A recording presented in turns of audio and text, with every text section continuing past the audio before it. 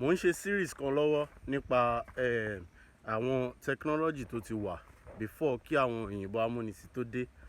Ara àwọn nǹkan tó ti wà nígbà yẹn ni ẹmu tí wọ́n máa ń ṣe láti ara ọ̀pẹ, and process ẹmu náà òun náà nìyí. Ẹmu original yẹn gangan ni à ń wò nínú keg yẹn.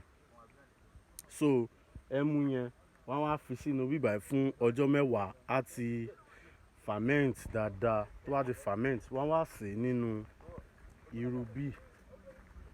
Tó bá ti sè é, ṣẹ́rí tó bá ti ń sè yẹn vapor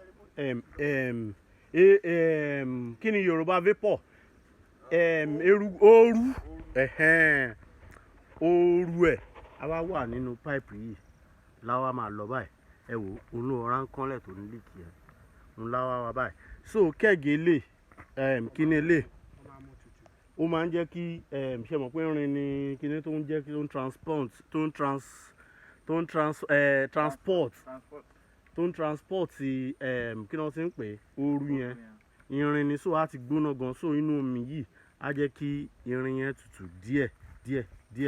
Ó ní ó sì ń lọ báyìí. Tí ẹ bá rí pé eléyìí ń yọ eruku, ẹ máa mọ̀ pé omi yẹn náà ti gbóná, omi yẹn máa ti sè títí tó máa fi máa jáde báyìí. So nǹkan tó ń jáde ń bí gangan ògógóró original gangan ni ó ń jáde.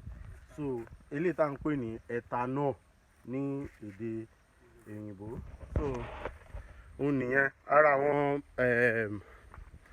ara àwọn technology tí Yorùbá ti discover kó tó di pé òyìnbó amúnisìn dé rárá. Òun ni nǹkan tí mo ra fi hàn yín yẹn.